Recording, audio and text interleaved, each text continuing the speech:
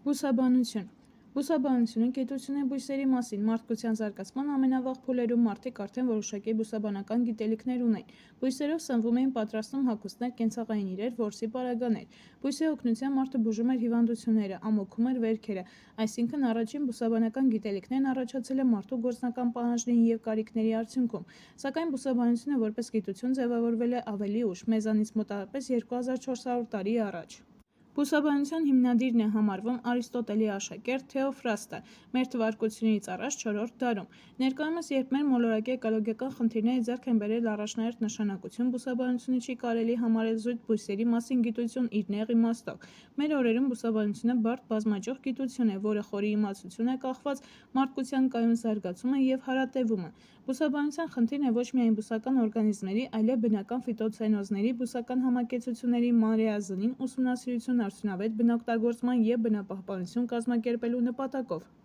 Բուսաբանության խնդիրներն ավելի նեղ մեկնաբանությամբ լիարժեք ձևով բացահայտվում են բուսաբանության բաժիններին անդրադառնալիս, քանի որ դրանցից յուրաքանչյուրն ունի ուսումնասիրության իր խնդիրները։ Բույսերի ձևաբանությունը կամ մորֆոլոգիան ուսումնասիրում է բույսերի արտաքին կառուցվածքը, առանձին օրգանների ձևը, նրանց փոփոխությունները, կախված արտաքին պայմաններից և զարգացման գործընթացում, օնտոգենեզ և ֆիլոգենեզ։ Բույսերի անատոմիան գիտություն է բույսերի ներքին կառուցվածքի մասին, հետազոտում է բույսերի բջիջները, հյուսվածքները և օրգանները օգտագործելով օպտիկական հզոր սարքեր։ Բույսերի կարգաբանությունը զբաղվում է բույսերի դասակարգմամբ, բացահայտում է բույսերի կարգաբանական միավորների ծագումը, ազգակցական կապերը, զարգացման էվոլյուցիոն ուղին, որոշում է բույսերի տեսակները, անվանումներ է տալիս նոր տեսակներին։ Այս բաժինը սերտորեն կապված է բույսերի ձևաբանության, անատոմիայի, կենսաքիմիայի և գենետիկայի հետ։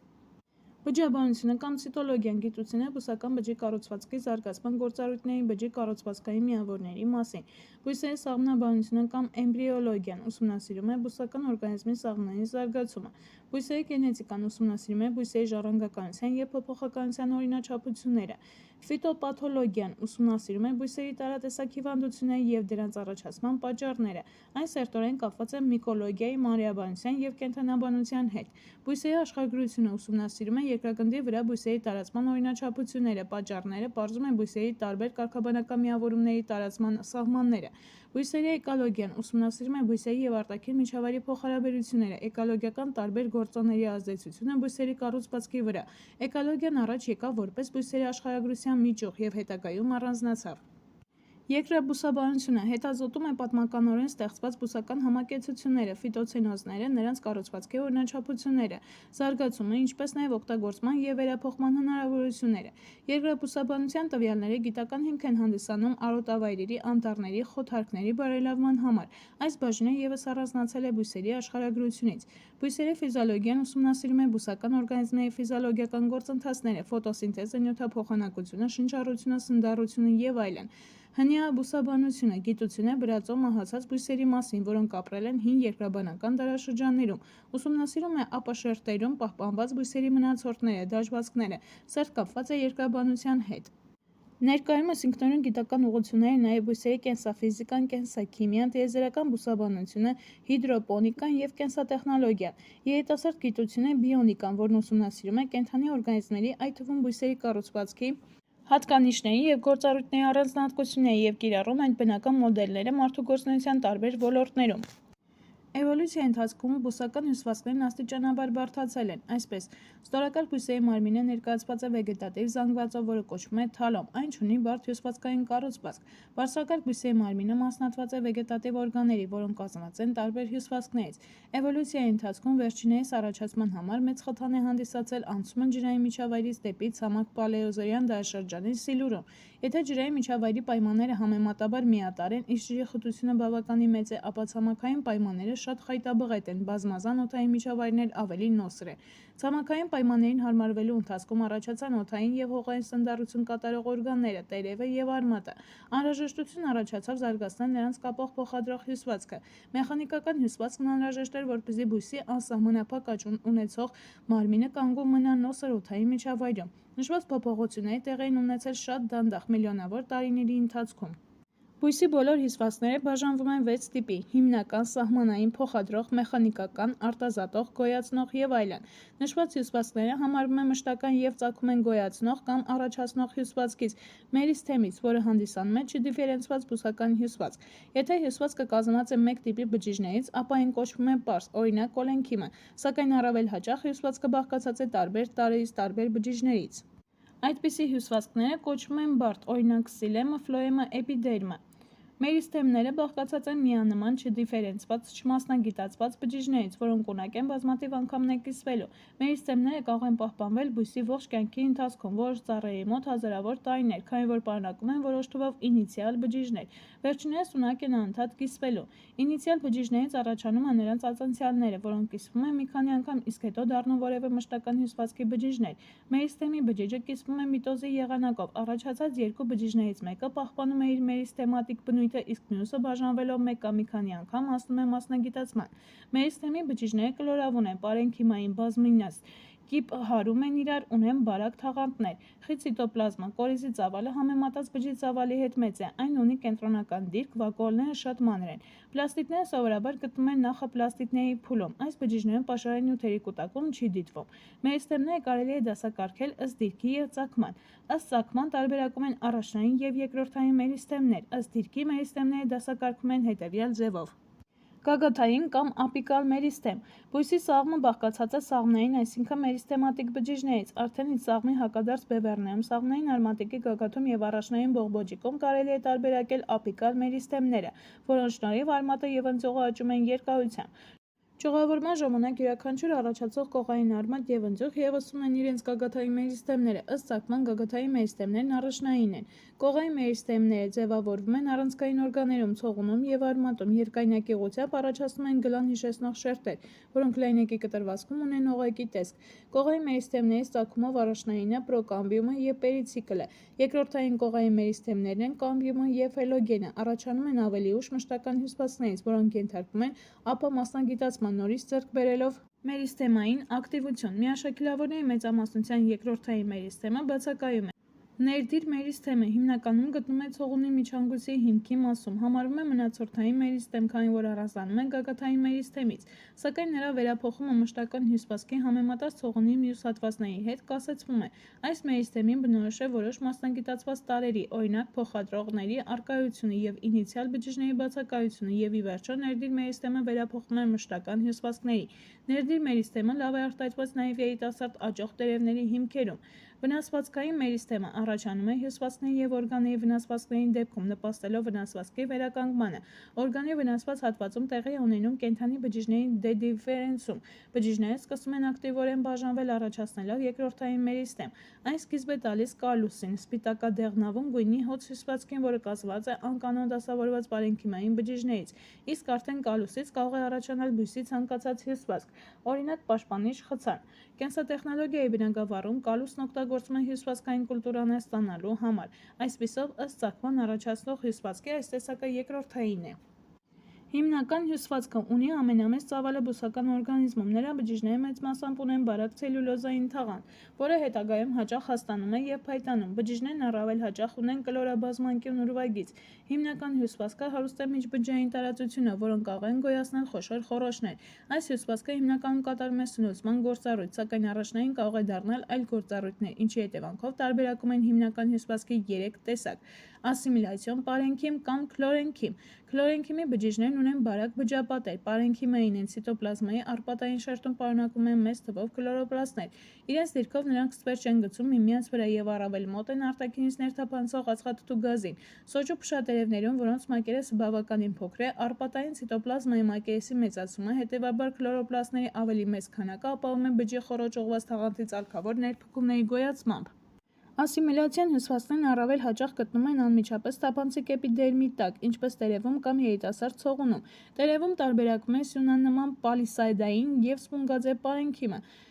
Վերջինս հիմնականում կատարում է գազափոխանակություն և տրանսպիրացիա։ Երբեմն քլորենքիմը գտնվում է ցողունի խորքում, մեխանիկական հյուսվածքի տակ փոխադրող խրձերի շուրջը։ Համարվում է, որ այս դեպքում առաջնայինը թթվածնի արտազատումն է, որն օգտագործվում է փոխադրող խրձերի կենդանի բջիջների շնչառության համար։ Քլորենքիմը հանդիպում է նաև ծաղիկներում, պտուղներում, լույսի համար մաչելի օդային արմատներում, ջրային բույսերի արմատներում։ Պաշարող պարենքիմը պաշարային նյութեր կուտակում են բոլոր բջիջները, սակայն երբ այդ գործառույթը դառնում է գերիշխող, հյուսվածքը համարվում է պաշարող։ Այն հանդիպում է բույսի տարբեր օրգաններում, սերմերում, ճյուղերում, բնում, արմատում, կոճղարմատներում, պալարներում, սոխուկներում, որտեղ կուտակված պաշարային նյութերն օգտագործվում են հանգստի շրջանում և վեգետացիոն անցնելու ժամանակ։ Առավել հաճախ պաշարող հյուսվածքը բաղկացած է կենդանի պարենքիմային բջիջներից, սակայն եթե գումարվում են նաև լրացուցիչ գործառույթ, օրինակ մեխանիկական բջջապատերը կարող են հասկանալ բնափայտում, փյունիկյան արմավենու սերմերում։ Կուտակվող նյութերը կարող են լինել պինդ վիճակում, կարտոֆիլի, պալարների, ադամաթզենու պտուղների, օսլա-հացազգիների սերմերի ալերոնային հատիկներում, կամ լուծված վիճակում սեղանի ճակնդեղի, գազարի, արմատապտուղների, սոխի, սոխուկի շաքարներում։ Փյունիկյան արմավենու սերմի բջիջների հաստ բջջապատերը պարունակում են հեմիցելյուլոզ, որը սերմերի ծլման ժամանակ ֆերմենտազացիան փոխակերպվում է շաքարների և օգտագործվում սաղմի զարգացման համար։ Պարենքիմի բջիջներում կարող են կուտակվել ինուլին, յուղ, ալկալոիդներ, դաբաղանյութեր, կաուչուկ, խեժերի հետ խառը և այլն։ Եթե բույսը հաճախակի կրում է ջրի անբավարարություն, ապա զարգանում է ջուր պաշարող հյուսվածք։ Նրանում կուտակվում է լորձ, որն օգնում է պահել ջուրը, հալվեի տերևներում, կակտուսի ցողունում օրինակ։ Հիմնական հյուսվածքների հատկություններից է որոշակի պայմաններում բաժանվող բջիջներով հյուսված դառնալը։ Սա կարևոր է բույսի վնասվածքների դեպքում, երբ առաջանում է պաշտպանիչ հյուսվածք խոցան, որը ծածկում և վերականգնում է վնասվածքը։ Գործնականում այս հատկությունը օգտագործվում է վեգետատիվ բազմացման ժամանակ։ Այրենքիմ համարյա բոլոր օրգաններում և հյուսվածքներում առկա է միջբջջային տարածություններ, որոնք առաջացնում են ամբողջական համակարգեր։ Չնայած միջբջջային խոռոչները կապված են արտաքին միջավայրի հետ, գազերի կազմը նրանցում խիստ տարբերվում է մթնոլորտի կազմից։ Դա պայմանավորված է նրանով, որ բջիջների կենսագործունեության արդյունքում միջբջջային տարածություններ են դուրս գալիս մեկ տիպի գազեր և կլավում մյուսները։ Հաճախ բույսերում առաջանում է մեծ բջջային խոռոչներով հյուսվածք, որում օդափոխանակության գործառույթն առաջնային է, այն կոչվում է այրենքիմ։ Սրա բջիջները կարող են ունենալ շատ տարբեր ձև, երբեմն այրենքիմում հայտնաբերվում է մեխանիկական արտազատող և այլ բջիջներ ևս։ Առավել զարգացած է այրենքիմը ջրային, օրինակ ճահիճներում, հաճախ բույսերի արմատներում, քանի որ այստեղ թթվածնի քանակը քիչ է, արմատի շնչառությունը դժվարացած։ Փորձերը ցույց են տվել, որ թթվածինը վերգետնյա օրգաններից անցնում է արմատներ և կոճղարմատներ խոշոր միջբջջային տարածություններով։ Բարձրակարգ ցամաքային բույսերի սահմանային հյուսվածքները լինում են արտաքին, որոնց միջոցով իրականում են կապն արտաքին միջավայրի հետ, և ներքին, որոնք տարանջատում են ֆիզիոլոգիական առումով տարբեր հյուսվածքները։ Սահմանային հյուսվածքները դասակարգվում են հետևյալ ձևով։ Արտաքին գազափոխանակության, տրանսպիրացիայի և մեխանիկական պաշտպանության գերիշխող գործառույթով։ Արտաքին սահմանային հյուսվածքներն իրենց հերթին դասակարգվում են հետևյալ ձևով։ Առաջնային կամ էպիդերմ բնորոշ է տերևին ցողունին, երկրորդային կամ պերիդերմ, երրորդային կճեպ կամ ռիդիդոմ, վերջին երկուսը բնորոշ են արմատին և ցողունին։ Արտաքին ներծծման գերիշխող գործառույթով ռիզոդերմ կամ էպիբլեմ, վելամեն բնորոշ են արմատին։ Ներքին անոթների անցկացման գերիշխող գործառույթով էնդոդերմ բնորոշ է արմատին և ցողունին, էկզոդերմ բնորոշ է արմատին։ Տերևների փոխադրող խրձերի արպատող բջիջներ։ Բոլոր սահմանային հյուսվածքներին բնորոշ են 3 առանձնահատկություններ, հետևյալն են. Չեն սահմանազատում հյուսվածքները հերմետիկ ձևով, այլ ապահովում են նյութերի փոխանակությունը։ Ըստ այդմ, սահմանային հյուսվածքները ֆիզիոլոգիական պատնեշներ են, որոնք կարգավորում են նյութերի ընտրողական կլանումը և ներթափանցման արագությունը։ Սահմանային հյուսվածքները բազմաֆունկցիոնալ են։ Նույն հյուսվածքը կարող է պաշտպանել ջրի կորստից, կատարել արտազատում և ներծծում։ Օրգանի տարիքային փոփոխությունների զուգընթաց սահմանային հյուսվածքներն օրինաչափ են փոխարինում մեկը մյուսին, կամ նույն հյուսվածքը տարիների հետ փոխում է իր գործառույթը։ Օրինակ, երիտասարդ ընձյուղների էպիդերմն ավելի ծեր ընձյուղներում փոխարինվում է պերիդերմով, իսկ հետո կճեպով։ Ռիզոդերմը փոխարինվում է էկզոդերմով կամ պերիդերմով։ Էնդոդերմը տարիքի հետ անցնում է զարգացման 3 փուլ, փոփոխելով թափանցելիության աստիճանը։ Էպիդերմը, էպիդերմիս կամ մաշկ, տերևների և երիտասարդ ցողունների միաշերտ արտաքին սահմանային հյուսվածքն է։ Սկզբնական շրջանում էպիդերմը ծածկում է բույսի բոլոր օրգանները։ Միամյա բույսերի և տերևների էպիդերմը պաշտպանում է ողջ կյանքի ընթացքում։ Բազմամյա բույսերի կամ օրգանների էպիդերմն արդեն առաջին վեգետացիոն շրջանի վերջում փոխարինվում է ծածկող հյուսվածքի երկրորդային տիպով։ Էպիդերմն առաջանում է գագաթային մերիստեմից։ Նրա բջիջները կենդանի են, կիփ հարում են, իրար պաշտպանելով ներքին հյուսվածքները ջրի կորստից։ Էպիդերմի բջջի պրոտոպլաստը բաղկացած է ցիտոպլազմայի աննշան շերտից, կորիզից, փոքր թվով լեյկոպլաստներից և խոշոր վակուոլից, երբեմն ներկված բջջանյութով։ Սովորաբար քլորոպլաստն պարունակում է միայն հերձանքներ պարփակող բջիջներ։ Էպիդերմի հարևան բջիջների ալիքավոր ելունավոր ուրվագծերը կիփ ապընկնում են, առաջացնելով համատարած հոտ շերտ, որն ունակ է ձգվել կամ կծկվել։ Էպիդերմը բարդ հյուսվածք է, քանի որ և բազմագործառույթ է, և բաղկացած է ձևաբանորեն տարբեր բջիջներից։ Ֆունկցիոնալ առումով էպիդերմը կատարում է տրանսպիրացիայի և գազափոխանակության կարգավորման կարգավորում, պաշտպանում է բույսը վնասվածքներից, սրտահարումից, աղտածի մանրէներից։ Էպիդերմով կարող են արտազատվել եթերային յուղեր, ջուր, աղեր։ Էպիդերմը կարող է կատարել կլանման գործառույթ։ Էպիդերմի արտաքին մակերեսը ծածկված է համատարածքուտինային փառով, որը կոչվում է կուտիկուլա։ Այն իրենից ներկայացնում է էպիդերմալ բջիջների պրոտոպլաստի գործունեության արդյունք։ Բջջաթաղանթի միջով արտադրված հեղուկ ուտին անցնում է բջիջների մակերեսին, շփվելով օդի հետ։ Այն պնդանում է, դառնում փառ։ Մեծ հաստության է հասնում պտուղների կուտիկուլան, որը հանդիսանում է սորտային հատկանիշ։ Կուտիկուլա միատարր չէ, նրանում ներառված են բուսական մոմեր, որոնք նվազեցնում են ջրի և գազերի թափանցելիությունը։ Մեծ թվով բույսերում մոմը դուրս է գալիս կուտիկուլայի մակերեսին, առաջացնելով թեփուկներ, հատիկներ, ցուպիկներ և այլ կառուցվածքային տարրեր։ Մոմային շերտը հաղորդում է կապտագորշավուն, երանգ մեխակի և կաղամբի տերևներին, եղևնու փշատերևներին, սալորի և խաղողի պտուղներին։ Էպիդերմի բջիջների արտաքին պատերը հաճախ ներծծված են հանքային աղերով, օրինակ ձիաձետերի մոտ կալցիումի աղերով և կայծքարահողով։ Որոշ դեպքերում, կախված էկոլոգիական պայմաններից, էպիդերմը բաղկացած է բջիջների մի քանի շերտերից։ Օրինակ, արևադարձային բույսերի բազմաշերտ էպիդերմն իր վրա է վերցնում ջրի պահեստավորման լրացուցիչ գործառույթ։ Բազմաշերտ էպիդերմից պետք է տարբերել հիպոդերմը, որը ծագմամբ այլ է։ Այն կիպ հարում է էպիդերմի և կատարում է մեխանիկական մեկուսացման կուտակման գործառույթներ։ Հիպոդերմը բնորոշ է օրինակ սոճու փշատերևներին։ Էպիդերմի հիմնական բջիջների արանքներում գտնվում են հերձանցքները։ Հերձանցքներն իրենցից ներկայացնում են երկու լոբանման պարփակող բջիջներ, որոնք իրենց գոգավոր մասով ուղղված են մեկը մյուսին գոյացնելով ճեղք։ Այն կարող է լայնանալ, նեղանալ կամ փակվել, կարգավորելով տրանսպիրացիան և գազափոխանակությունը։ Հերձանցքներին անմիջականորեն հարող բջիջները հաճախ իրենց ձևով դասավորությամբ տարբերվում են էպիդերմի մյուս բջիջներից և կոչվում են ուղեկից բջիջներ։ Պարփակող բջիջներն ուղեկից բջիջներից միասին կազմում են հերձանցքային ապարատը։ Հերձանցքի ճեղքն անցնում է խոշոր օդային խոռոչ, որը գտնվում է հերձանցքի տակ և շրջապատված է հիմնական հյուսվածքի բջիջներով։ Ճեղքի արտաքին դրսի մասում կա մի փոքրիկ տարածություն, որը սահմանափակվում է պարփակող բջիջների իրար դեմ դիմաց ելնող տարբեր ձև ունեցող թեփուկանման ելուստներով։ Պարփակող բջիջների շարժման մեխանիզմը հիմնված է նրանց բջջաթաղանթների անհամաչափ հաստացման վրա։ Երբ ջուրը ներթափանցում է պարփակող բջիջների մեջ, առաջինը ձգվում են ուռուցիկ մասի բարակապատ թաղանթները, որոնք իրենց հետևից ձգում են ճեղքի կողմն ուղղված խիստ հաստացած բջջապատերը։ Արդյունքում ճեղքը բացվում է։ Պարփակող բջիջները որքան շատ են հագեցած ջրով, այնքան ավելի լայն է բացվում ճեղքը։ Ջուրն անցնում է պարփակող բջիջների մեջ շնորհիվ աճող օսմոսային ճնշման։ Սովորաբար շատ բույսերի հերձանցքները գիշերը փակ են, լույսը բացվելուն պես ֆոտոսինթեզն ակտիվանում է։ Պարփակող բջիջներում, որոնք հարուստ են քլորոպլաստներով, սինթեզվում են շաքարներ։ Վերջիններս, լինելով օսմոտիկորեն ակտիվ միացություններ, նպաստում են ջրի կլանմանը, որը ներթափանցում է պարփակող բջիջների մեջ և շնորհիվ վերը նկարագրված մեխանիզմի ճեղքը բացվում է։ Ենթադրվում է նաև, որ հերձանցքային ապարատի բջիջներն ակտիվ ձևով, այսինքն կոնցենտրացիայի գրադիենտին հակառակ էներգիա ծախսելով կլանում են շրջապատող բջիջներից կալիումի իոնները, ինչը ևս հանգեցնում է բջիջներում օսմոսային ճնշման աճին և ջրի ինտենսիվ կլանմանը։ Կալիումի իոնները դուրս են գալիս պարփակող բջիջներից պասիվ եղանակով, այսինքն կոնցենտրացիայի գրադիենտով։ Այդ ժամանակ ջուրը դուրս է մղվում պարփակող բջիջներից, նրանց ծավալը փոքրանում է և ճեղքը փակվում է։ Պարփակող բջիջները շատ միտոքոնդրիումներ են պարունակում, ակտիվ տրանսպորտն էներգիայով ապահովելու համար։ Մեծ թվով են ներկայացված նաև քլորոպլաստները, որոնք ածխաջրեր են սինթեզում միտոքոնդրիումների ակտիվ գործունեության համար։ Պարփակող բջիջների շարժումները շատ բարդ են և կախված են ոչ միայն բույսի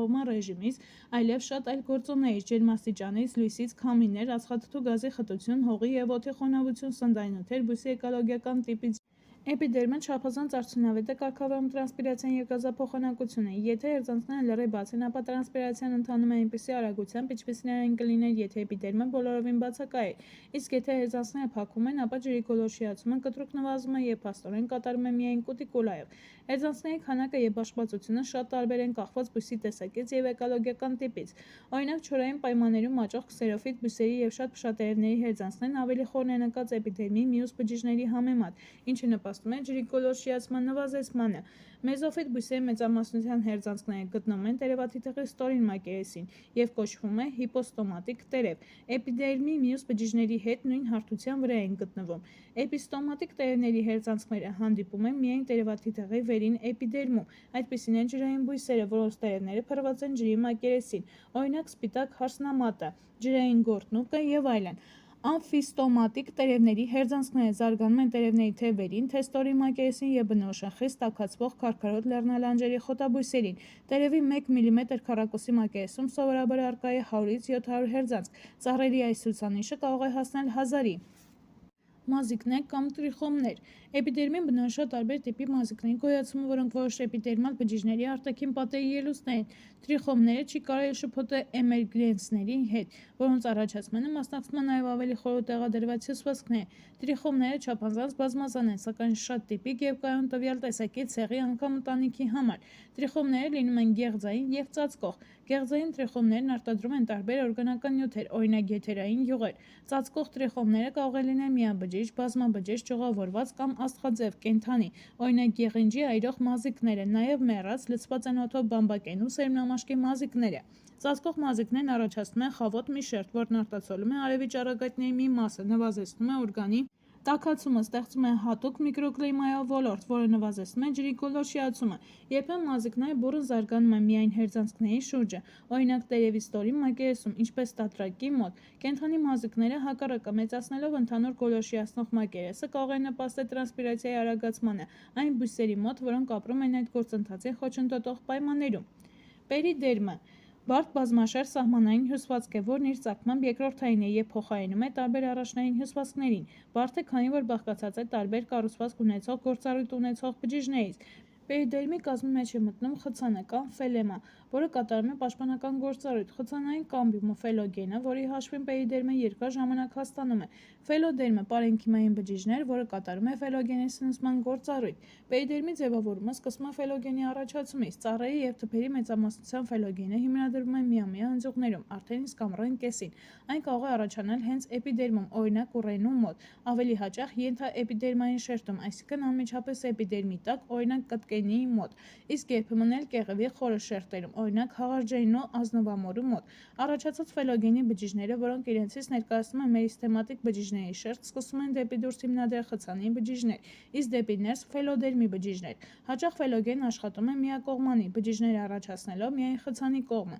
իսկ ֆելոդերմը մնում է միաշերտ կտկենու մոտ։ Էպիդերմը պերիդերմով երթափոխվելու ընթացքում միամյա ընձյուղների կանաչ գույնը աստիճանաբար փոխարինվում է գորշով, եւ խցանով պաշտպանված ընձյուղները պատրաստվում են ձմեռելու։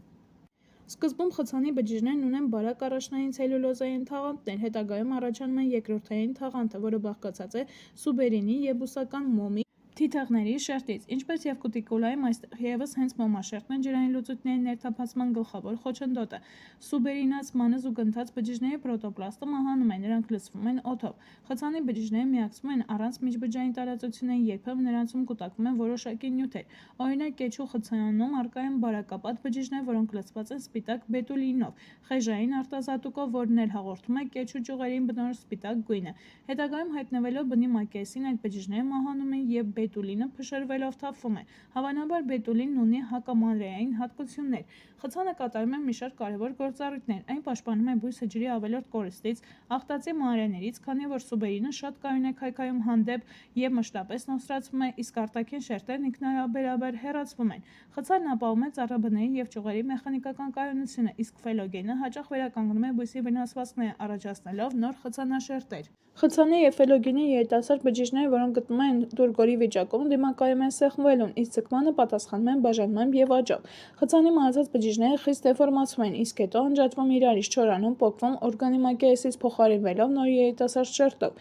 Ոսպնյակները խցանի տակ գտնվող կենդանի հյուսվածքների գազափոխանակության կարիք ունեն։ Այդ պատճառով պերիդերմում նրա առաջացման հենց սկզբից ձևավորվում են ոսպնյակները, անցքեր, որոնց միջոցով կատարում է օրգանի օդափոխությունը։ Արտաքինից ոսպնյակներն ունեն ծառաբնի վրա երևացող փոքրիկ ելունների տեսք։ Այդ մասում խցանային շերտը պատռվում է եւ փոխարինվում փուխր տեղադրված պարենքիմային բջիջներով։ Նրանց միջբջջային տարածություններում կատարվում է գազափոխանակություն։ Ֆելոգենը գտնվում է նշված շերտի տակ եւ անհրաժեշտության դեպքում լրացնում է արտաքինից մահացող շերտերը նորերով։ Ֆելոգենում առկա են բարակ միջբջջային տարածություններ, այդ պատճառով ֆելոգենը չի խոչընդոտում գազափոխանակությանը։ Ցուրտ սեզոնի գալուն պես ֆելոգենը ոսպնյակի փուխր հյուսվածքի տակ ներդնում է փակող շերտ, որը բաղկացած է խցանված բջիջներից։ Գարնան այդ շերտը պատռվում է փոքր հյուսվածքի նոր առաջացող բջիջների ճնշմամբ։ Փակող շերտում եւս կան ոչ մեծ միջբջջային տարածություններ, այնպես որ ծառերի ճյուղերն անգամ ձմեռվա հանգստի վիճակում հերմետիկ ձևով մեկուսացված չեն։ Յուրաքանչյուր ծառատեսակ ունի իրեն բնորոշ ոսպնյակային պատկեր։ Կճեպ կամ ռիտիդոմ։ Շատ ծառատեսակների ողորկ պերիդերմը փոխարինվում է կճեպով։ Խնձորենի մոտ դա տեղի ունենում 6-ից 8-րդ տարում, բոխու մոտ 5-րդ տարում, սոճու մոտ 8-ից 10-րդ տարում, իսկ կղաղողի մոտ ցողունի կյանքի 2-րդ տարում։ Կճեպն առաջանում է կեղևի ավելի խորը հատվածներում պերիդերմի նոր շերտերի բազմակի հիմնադրման հետևանքով։ Այդ գործընթացում ավելի հին ֆելոգենը, որը գտնում է օրգանի պերիֆերիկ արտաքին մասում, մեկուսանում է սնուցող ներքին շերտերից և մահանում։ Ֆելոգենի բազմակի հիմնադրման և հատվածների ձևով խցանի թափվելու արդյունքում ծառաբնի մակերեսը դառնում է անհարթ, ճեղքավոր, ակոսավոր։ Կենդանի բջիջները, օրինակ ֆլոեմի կեղևի, որոնք հայտնվում են պերիդերմի շերտերի արանքներում, մահանում են։ Հետևաբար կճեպը բաղկացած է խցանի հերթադիր շերտերից և նրանց միջև ներառված մահացած հյուսվածքներից։ Կճեպի մահացած հյուսվածքները չեն կարողանում ձգվել բնի հաստացմանը համընթաց, արդյունքում ժամանակի հետ բնի վրա հայտնվում են ճեղքեր, որոնք սակայն չեն հասնում խորքում ընկած կենդանի հյուսվածքներին։ Պերիդերմի և կճեպի միջև սահմանը որոշվում է այդ ճեղքվածքների խորությամբ։ Այդ սահմանը հատկապես ակնառու է կեչու մոտ, քանի որ սպիտակ պերիդերմը փոխարինվում է սև կճեպով, որը կրում է ճեղքվածքներ։ Եթե ֆելոգենը և պերիդերմը հիմնադրվում են անընդմեջ օղակով, ապա կճեպը կոչվում է օղակավոր։ Որպես կանոն, այս դեպքում կճեպն առանձնանում է ծառաբնից երկայնակի շերտերով։ Շատ ծառերի ֆելոգենը հիմնադրվում է հատվածներով, ինչի հետևանքով կճեպը պոկվում է թեփուկների ձևով և կոչվում է թեփուկավոր։ Հաստ կճեպը հուսալի ձևով պաշտպանում է ծառաբնների մեխանիկական վնասվածքներից, օրինակ կենդանիների կրծելուց, հրդեհների, ջերմաստիճանի կտրուկ փոփոխություններից։ Կճեպի հետ մեկտեղ բույսն ազատվում է մետաբոլիզմի արդյունքում կուտակված վնասակար միացություններից։ Ռիզոդերմը արտաքին սահմանային միաշերտ հյուսվածք է ներծծման գերիշխող գործառույթով։ Այս հյուսվածքը սահմանազատում է ծածկում է երիտասարդ արմատագագաթները, կլանում է հողի ջուրը և նրանում լուծված հանքային տարրերը։ Ռիզոդերմի բջիջներն արտազատում են նյութեր, օրինակ օրգանական թթուներ, որոնք օգնում են իրականացնել հանքային սննդառությունը։ Բացի դրանից, ռիզոդերմը կապի մեջ է մտնում հողում բնակվող մանրէների հետ։ Ռիզոդերմը համապատասխանում է արմատի արմատամազիկային գոտուն, որոնց առաջացումը շատ անգամ մեծացնում է ներծծման մակերեսը։ Ռիզոդերմը առաջանում է արմատի ապիկալ մերիստեմից և հարակից է արմատապատյանին։ Արմատամազիկը իրենից ներկայացնում է ռիզոդերմի բջջի ելուստ, որի մեջ է տեղավորվում մայր բջջի կորիզը։ Ի տարբերություն տրիխոմների, այդ ելուստը չի անջատվում միջնորմով մայր բջջից։ Սկզբում արմատամազիկն առաջանում է որպես ռիզոդերմի բջջի ապատի արտափքում, կորիզն ասում է այդ ելուստի աճող գագաթը։ Երբ արմատամազիկի աճը ավարտվում է, կորիզը տեղավորվում է նրա միջնամասում։ Բացառիկ դեպքերում բրոմելազգիների որոշ պտերանմանների մոտ արմատամազիկները բազմաբջիջ են։ Ջրում կամ գերխոնավ հողերում աճող բույսերի արմատամազիկները կարող են բացակայել։ Շնորհիվ արմատամազիկների արմատի ընդհանուր ներծծող մակերեսն ավելանում է 10 և ավել անգամ։ Սովորաբար արմատամազիկի երկարությունը կազմում է 1-ից 2 մմ, իսկ դաշտավլուկազգիների կամ բոշխերի մոտ հասնում է 8 մմ։ Արմատամազիկների բջջաթաղանթը շատ բարակ է, բաղկացած է ցելյուլոզից և պեկտինային նյութերից։ Նրա արտաքին շերտերը լորձ են պարունակում, որը սերտ կապ է հաստատում հողի կարծր մասնիկների և հողային լուծույթների հետ։ Արմատամազիկն արտազատում է նյութեր, որոնք հեշտացնում են իոնների ընտրողական կլանումը։ Էլեկտրոնների մանրադիտակով հաստատվել է, որ ռիզոդերմի բջիջներին բնորոշ է նյութափոխանակության բարձր մակարդակ, մեծ թվով ռիբոսոմների և միտոքոնդրիումների առկայությամբ։ Արմատամազիկները սովորաբար շատ կարճ են ապրում, մինչև 20 օր և մահանում են արմատի գագաթից 2-ից 3 սմ հեռավորության վրա։ Արմատների դանդաղ աճ ունեցող որոշ բույսերի ռիզոդերմը գործում է մի քանի շաբաթ կամ ամիս։ Յուրօրինակ կլանող հյուսվածք է վելամենը։ Ծագումով այն համապատասխանում է ռիզոդերմին, քանի որ առաջանում է արմատի ապիկալ մերիստեմի արտաքին շերտից։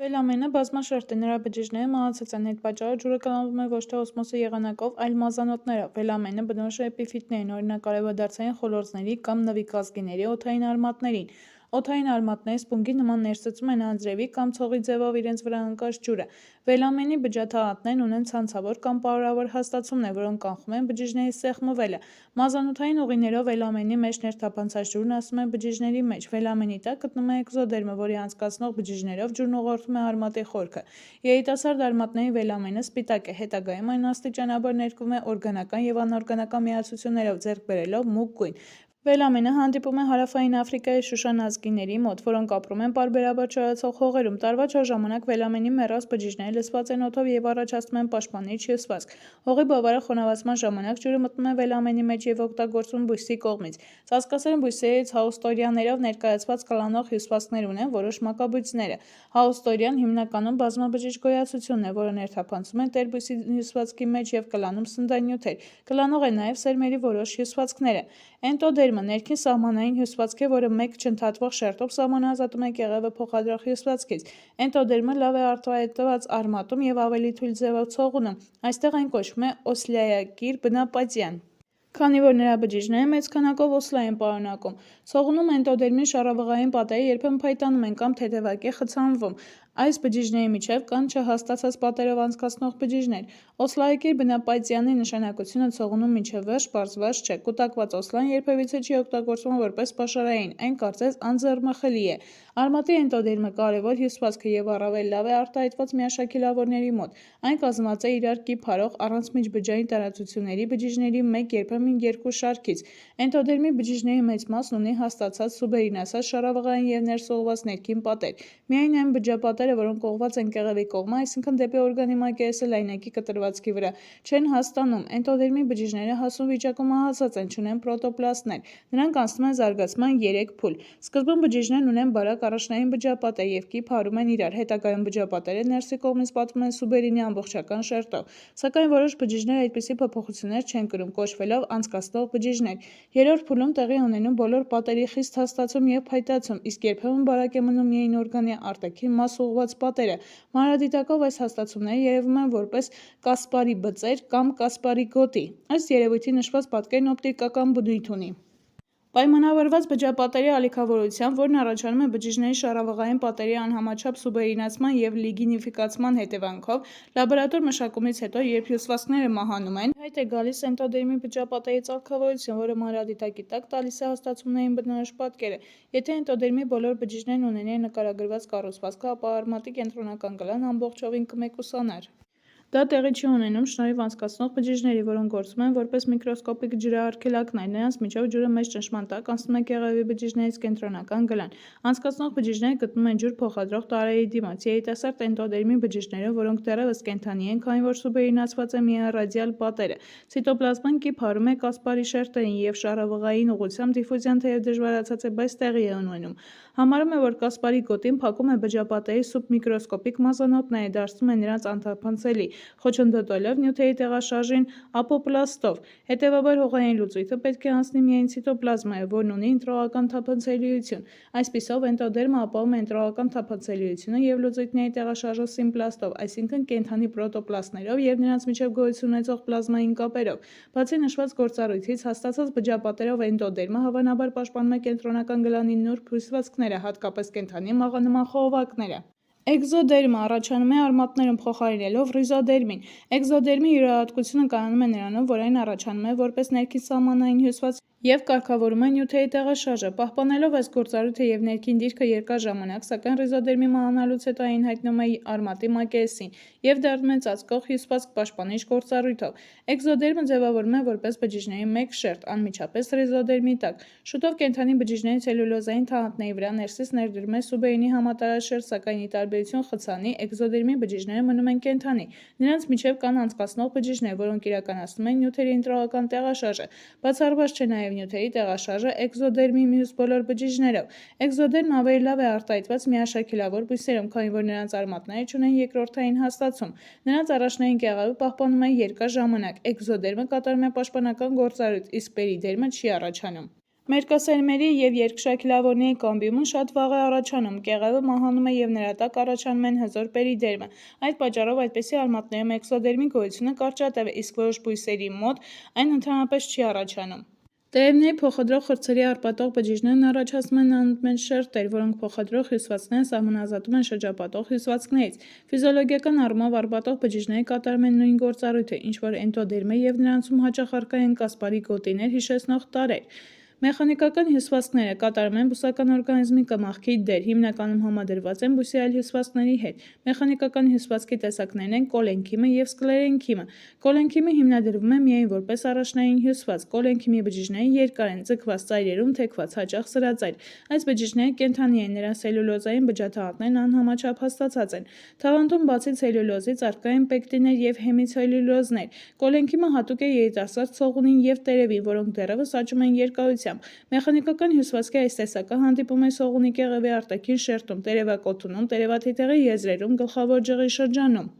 Կոլենքիմը չի խոչընդոտում օրգանների աճին, քանի որ ունակ է ձգվելու միաժամանակ ապահովում է նրանց ամրությունը։ Կոլենքիմի բջջապատի առանձնականությունը պահպանվում է նաև այն պատճառով, բացի կենդանի լինելուց, որ տեղի չի ունենում լիգնիֆիկացում։ Հազվադեպ հանդիպում է կոլենքիմի փայտացում կամ զարգացման վերջում այն փոխարկվում է սկլերենքիմի։ Կոլենքիմը կարող է կատարել իր գործառույթը միայն տուրգորի վիճակում։ Եթե տերևները կամ երիտասարդ ցողունները կորցնում են ջուրը, ապա բջջաթաղանթների բարակ մասերը ծալքավորում են։ Օրգանները կորցնում են առանձնականությունը և թառամում։ Կոլենքիմի կենդանի բջիջները հաճախ պարունակում են քլորոպլաստներ, ձգված են օրգանի առանցքին զուգահեռ, իսկ լայնակի կտրվածքում բազմանկյուն են։ Տարբերում են անկյունային, թիթեղային և փուխր կոլենքիմ։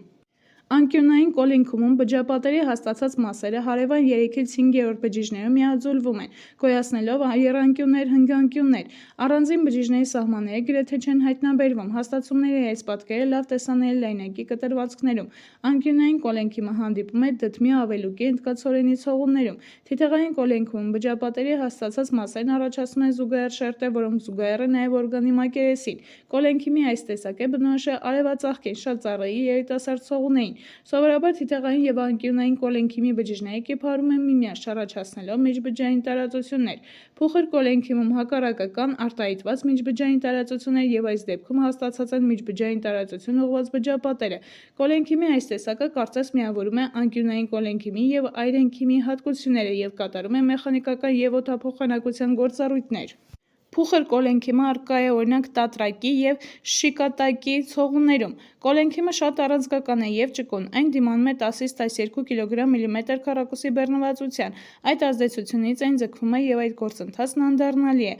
Աճն ավարտած օրգաններում կոլենքիմի առանձնականությունը նվազում է։ Կոլենքիմի հենարանային գործառույթը պահպանվում է նաև հասուն բույսերի օրգաններում, համալրվելով այլ մեխանիկական հյուսվածքներով։ Կոլենքիմը առավել բնորոշ է երկշաքելավորների, միաշաքելավորների մեծամասնության մոտ այն բացակայում է, նրանց մոտ շատ վաղ հայտնաբերվում է սկլերենքիմը։ Սկլերենքիմը ունի կոլենքիմին հակադիր հատկություններ։ Այն բաղկացած է համաչափ հաստացած փայտացած բջջապատեր ունեցող բջիջներից։ Նրանց պրոտոպլաստները բջջապատերի վերջնական ձևավորվելուց հետո մահանում են։ Հետևաբար սկլերենքիմը կատարում է իր հենարանային գործառույթը արդեն բջիջների մահանալուց հետո։ Երբեմն սկլերենքիմի բջիջները չեն ենթարկվում լիգնիֆիկացման, օրինակ վշի մանրաթելերում։ Սկլերենքիմի ամրությունը մոտ է պողպատի ամրությանը, այն սեղմվելու հանդեպ ունի մեծ դիմադրողականություն։ Սկլերենքիմը ներկայանում է երկու հիմնական տիպերով՝ սկլերենքիմային թելիկներ և սկլերիիդներ։ Սկլերենքիմային թելիկները պրոզենքիմային բջիջներ են, նրանք խիստ ձգված են և սրածայր, ունեն հաստ պատեր և շատ նեղ խոռոչ։ Բջջապատերի ամրությունը մեծանում է կապված ցելյուլոզի ֆիբրիլների պտուտակաձև դասավորության հետ,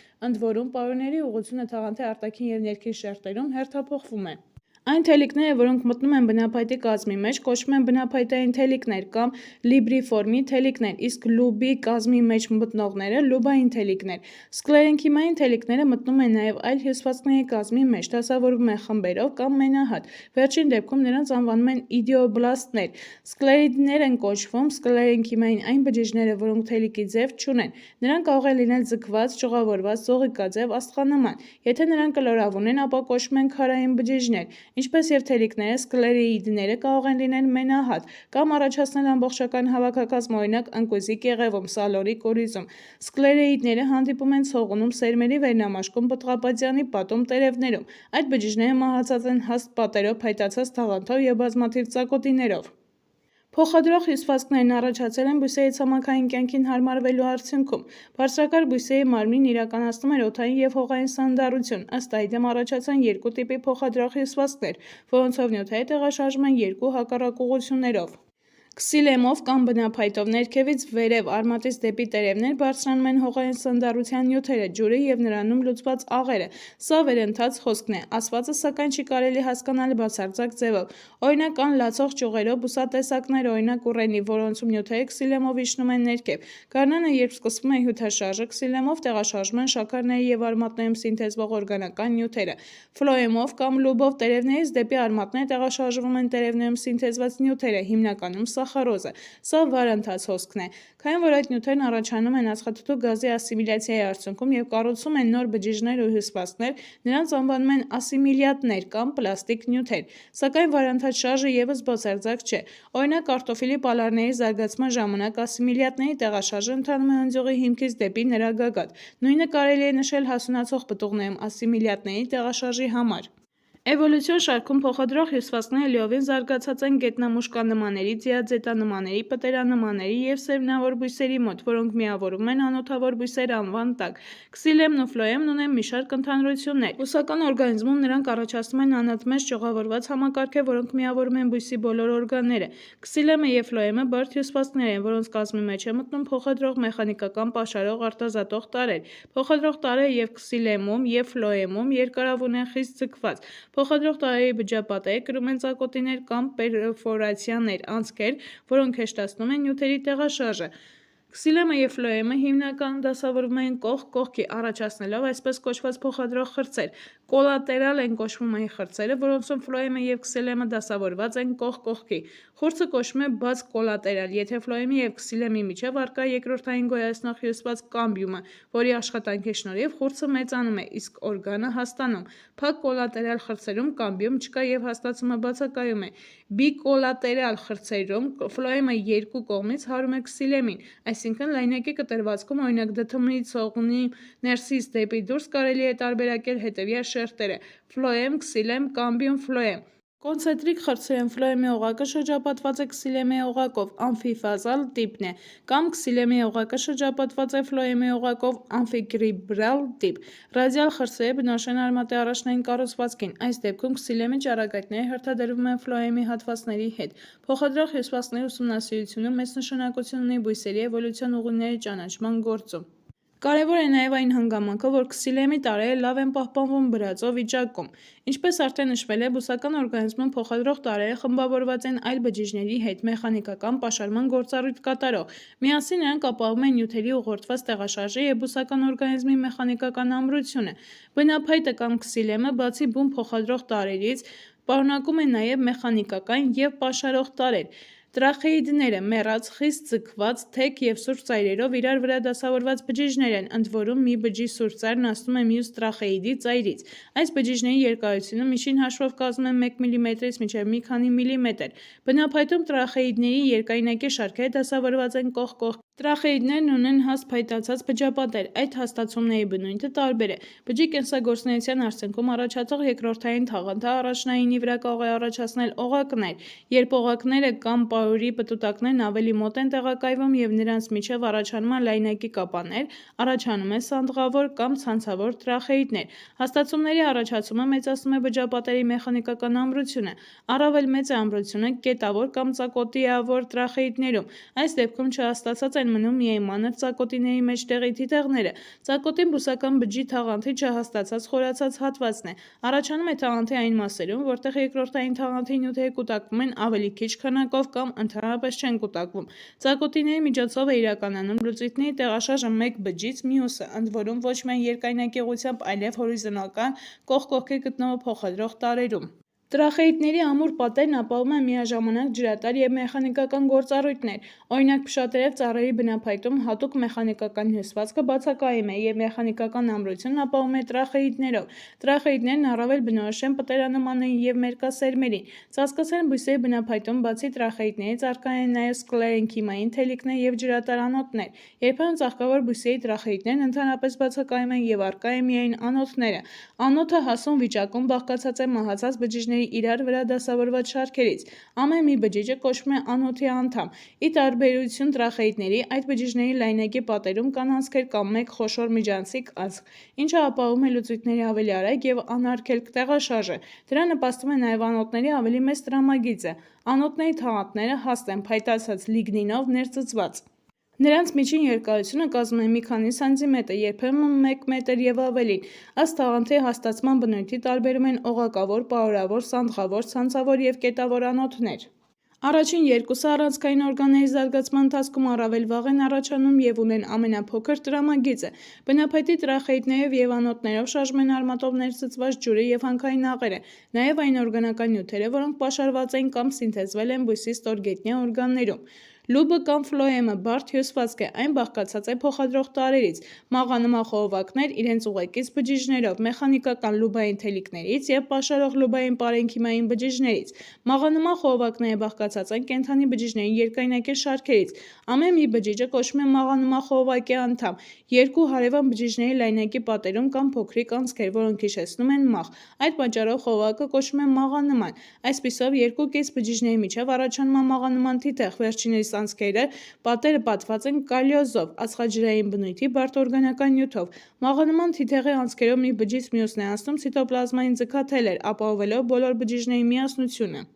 Մաղանման խողովակի զարգացման ընթացքում տոնոպլաստը քայքայվում է, ցիտոպլազման խառնում է բջջահյութի հետ, օրգանոիդները և կորիզը քայքայվում են։ Մաղանման խողովակը կազմող բջիջներից ամեն մեկն ունի կիպ կպած ուղեկից բջիջ։ Խողովակի անդամը և ուղեկից բջիջն առաջանում է մեկ մայրական բջիջ, նրա երկայնակի կիսման եղանակով։ Ավելի մեծը դառնում է մաղանման խողովակի բջիջ, իսկ փոքրը՝ ուղեկից բջիջ։ Ուղեկից բջիջները հարուստ են ցիտոպլազմայով, ունեն կորիզ և շատ միտոքոնդրիումներ։ Մաղանման խողովակի և ուղեկից բջջի միջև կան բազմաթիվ պլազմային թելիկներ, որոնք միավորում են այդ բջիջները։ Ենթադրաբար մաղանման խողովակում բացակայող օրգանոիդների դերը կատարում են ուղեկից բջիջների տարրերը։ Հետաքրքիր է, որ երբ խողովակի բջիջները մահանում են, ուղեկից բջիջները ևս դադարեցնում են իրենց գործունեությունը։ Մաղանման խողովակների կյանքը կարճ է, միջինը 1 վեգետացիոն շրջան։ Նախքան մահանալը մաղանման թիթեղի անցքերը լցվում են, խցանվում են կալոզով, և խողովակի անդամների միջև կապը խախտվում է։ Տերևում սինթեզված օրգանական նյութերը լուբի փոխադրող տարրերով տեղաշարժվում են տարբեր ուղղություններով՝ վեր դեպի ընձյուղի աճող գագաթները, գեներատիվ օրգանները և ներքև դեպի արմատը և ստորգետնյա ընձյուղները։ Այն հարցը, թե որ ուժերն են ստիպում ասիմիլյանտներին շարժվեն ֆլոեմով մինչև վերջ պարզված չէ, սակայն պարզ է, որ նրանց տեղաշարժման արագությունը 50-ից 150 սմ/ժ է, ավելի մեծ է այն արագությունից, որը կլիներ միայն ազատ դիֆուզիայի դեպքում։ Բացի դրանից, մաղանման թիթեղների խողովակները հատվում են ցիտոպլազմային թելիկներով, ինչը դժվարեցնում է նյութերի ազատ դիֆուզիան։ Ենթադրվում է, որ մաղանման տարրերի կենդանի պարունակությունը և կենդանի ուղեկից բջիջներն ակտիվ ձևով, այսինքն էներգիայի ծախսով, կատարում են ասիմիլյանտների տեղափոխում։ Այս ենթադրությունը հաստատվում է նրանով, որ ասիմիլյանտների տեղաշարժը, որը պահանջում է ֆլոեմի բջիջների ինտենսիվ շնչառություն, դադարում է, երբ շնչառությունը դժվարացած է։ Բույսի նյութափոխանակության ընթացքում առաջանում է մի շարք միացություններ, որոնք այլևս չեն օգտագործվում բույսի կողմից։ Քիմիական առումով այդ նյութերը չափազանց տարբեր են՝ հանքային աղեր, եթերային յուղեր, խեժեր, ալկալոիդներ, լորձեր և այլն։ Այդ նյութերից շատերի նշանակությունը բույսերի համար դեռևս պարզված չէ։ Պարզորոշ է միայն որոշ արտազատող հյուսվածքների, օրինակ նեկտարանոցների, մարսողական գեղձիկների նշանակությունը։ Որոշ եթերային յուղերը և խեժերը բույսը դարձնում են ոչ պիտանի խոտակեր կենդանիների համար։ Իսկ փշատերևների բնափայտի խեժերն ունեն բարձր հականեխիչ հատկություն։ Պայմանականորեն բոլոր արտազատող հյուսվածքներին կարելի է բաժանել երկու խմբի՝ արտաքին և ներքին։ Արտաքին արտազատող հյուսվածքներն են գեղձային մազիկները, իրենցից ներկայացնում են տրիխոմներ, էպիդերմի ածանցյալներ։ Երեմի գեղձային մազիկը բաղկացած է բազմաբջիջ ոտիկից և միաբջիջ գլխիկից, որը ցելյուլոզային թաղանթի և կուտիկուլայի միջև կուտակում է եթերային յուղեր։ Ի վերջո, արտազատուկի ճնշումից կուտիկուլան պատառվում է և արտազատուկը առհոսում է։ Հետագայում առաջանում են նոր կուտիկուլայի և կուտակվում է արտազատուկի հաջորդ կաթիլը։ Թելուկի տերևների գլխիկավոր մազիկներում կուտակվում են ջուր և աղեր։ Գեղձային մազիկները կարող են լինել նստադիր, ունենալ բազմաբջիջ գլխիկ և կառուցվածքային այլ առանձնահատկություններ։ Եղինջի այրող մազիկները գործում են մանր ներարկիչների ձևով։ Այրող, հեղուկ, մշնաթթու պարունակող խոշոր բջիջը գտնվում է տուրգորի վիճակում։ Նրանից բարձրացող մազիկի գագաթն ունի շատ փոքր կայծքարային պատեր։ Սրանք անգամ թույլ հպումից կոտրվում են, առաջանում են սուր եզրեր, որոնք մխրճվում են զոհի մաշկի մեջ, ներարկելով արտազատուկը։ Նեկտարանոցները առավել հաճախ գտնվում են ծաղիկներում, պսակաթերթերի կամ սերմնարանների հիմքում։ Նեկտարանոցներն արտազատում են շաքարային հեղուկ նեկտարը փոշոտող միջատներին գրավելու համար։ Նեկտարանոցի հյուսվածքին մոտենում է փոխադրող խուրձը, իսկ բուն արտազատումը կատարում են որոշ արտազատող բջիջները կամ նստադիր գեղձային մազիկները։ Հիդատոդները կամ ջրային հերձանցքներն արտազատում են կաթիլային ջուր և նրանում լուծված աղեր։ Ջրային հերձանցքներն ունեն խոշոր պարփակող բջիջներ, որոնք անշարժ են, իսկ ճեղքը միշտ բաց վիճակում է։ Ջրային հերձանցքները գտնվում են անոթների ծայրերին և հիմնականում դասավորված են տերևների եզրերում։ Հիդատոդներն իրականացնում են կաթիլային ջրի արտազատումը՝ գուտացիա, որը տեղի է ունենում արմատային ճնշման ազդեցությամբ, երբ բույսը մուտք գործող ջրի քանակը գերազանցում է գոլորշիացնող ջրի քանակին։ Կուտացիայի երևույթը նկատվում է հատկապես խոնավ և մառախլապատ եղանակին։ Կաթիլային ջրի հետ արտազատում է նաև հանքային որոշ նյութեր։ Այս ձևով բույսն ազատվում է աղերի ավելցուկից, հիմնականում կալցիումից։ Մարսողական գեղձերը հանդիպում են միջհատակեր բույսերի մոտ։ Արտազատված հեղուկը պարունակում է թթուներ և ֆերմենտներ, որոնք նպաստում են միջատի հյուսվածքների մարսմանը։ Ներքին արտազատող հյուսվածքները կարող են ներկայացված լինել այլ հյուսվածքների կազմում առանձին արտազատող բջիջներով, իդիոբլաստներով։ Այդ բջիջները կարող են կուտակել տարբեր նյութեր՝ կալցիումի օքսալատ, տերպեններ, լորձեր, տանիններ և այլն։ Երբ օրինակ եթերայուղ արտազատող բջիջները սկսում են կուտակել տերպեններ, բջջապատին կպած բշտիկով վերջինս մեծանում է և աստիճանաբար գրավում բջջի ողջ խոռոչը։ Միաժամանակ բջջապատի վրա ներսից ներդրվում է սուբերինը, այսպիսով մեկուսացնելով շրջապատող հյուսվածքները թունավոր արտազատուկից։ Եթերայուղատու իդիոբլաստները բնորոշ են մագնոլազգիներին, դափնազգիներին, պղպեղազգիներին և զրվանդազգիներին։ Ներքին արտազատող հյուսվածքը կարող է ներկայացված լինել արտազատուկների զետեղարաններով, որոնք ըստ ծագման լինում են սխիզոգեն և լիզիգեն։ Սխիզոգեն զետեղարաններն առաջանում են որպես միջբջջային տարածություններ, որոնք լցվում են արտազատուկներով և շրջապատված են էպիթելիումի կենդանի բջիջներով։ Լիզիգեն զետեղարաններն առաջանում են մի խումբ բջիջների տեղում, որոնց բջջապատային նյութերի կուտակումից հետո քայքայվում են։ Ներքին արտազատող հյուսվածքին են պատկանում խեժային ուղիները, որոնք բնորոշ են փշատերևներին, բարդածաղկավորների, հովանոցազգիների մեծամասնությանը։ Խեժային ուղիներն ունեն սխիզոգեն ծագում։ Խեժային ուղին իրենից ներկայացնում է երկար խողակաձև միջբջջային տարածություն, որը լցված է խեժով և շրջապատված է էպիթելիումի կենդանի բջիջներով։ Կենդանի բջիջները խեժն արտազատում են առաջացած միջբջջային տարածության մեջ։ Փշատերևների խեժային ուղիները կարող են առաջանալ կեղևում, բնափայտում։ Խեժային ուղիներն անցնում են և հորիզոնական և ուղղահայաց ուղղություններով, կազմելով մեկ համընդհանուր համակարգ։ Սխիզոգեն զետեղարանները տարբերվում են սխիզոգեն խեժային ուղիներից կարճ և կլորավուն ձևով, երբեմն նրանք լցված են ոչ թե խեժով, այլ լորձով։ Լիզիգեն զետեղարանները լավ են զարգացած, օրինակ ցիտրուսայինների պտուղների կեղևում և լցված են եթերային յուղերով։ Կաթնանոթները կենդանի բջիջներ են, որոնք իրենց վակուոլներով պարունակում են լատեքս կոչվող բջջահյութը։ Կաթնանոթները բնորոշ են իշակատնուկին, թզենուն, խատուտիկին, ծիծեռնախոտին, հազարին, խաշխաշին։ Սովորաբար լատեքսը կաթնասպիտակ է, իսկ երբեմն վառ ներկված, ինչպես ծիծեռնախոտի դեպքում։ Լատեքսը էմուլսիա է հեղուկ նյութերի խառնուրդ, լինում է նոսր և ավելի մածուցիկ։ Բաղկացած են ճարպից, բալասանից, գուտայից, կաուչուկից։ Կաուչուկատու բույս է արևադարձներում աճող կաուչուկա ծառը։ Տեխնոլոգիական բարդ մշակումից հետո նրանից ստացած լատեքսը դառնում է կաուչուկ։ Բալասանը եթերային յուղերի և խեժերի խառնուրդ է, բնորոշ է փշատերևներին։ Կաթնանոթները երկու տիպի են լինում՝ հատվածավոր և ոչ հատվածավոր։ Առաջին տիպը գոյանում է բազմաթիվ առանձին բջիջներից, որոնց թաղանթները համակցման տեղերում լուծվում են։ Դրա հետևանքով միաձուլվում են այդ բջիջների պրոտոպլաստները և վակուոլները։ Ոչ հատվածավոր կաթնանոթը իրենից ներկայացնում է մի ահռելի բջիջ, որն առաջանալով սաղմի մոտ այլևս չի կիսվում, այլ աճում է, երկարում և ճյուղավորվում։ Բնորոշ է իշակատնուկ ազգիներին, թթազգիներին։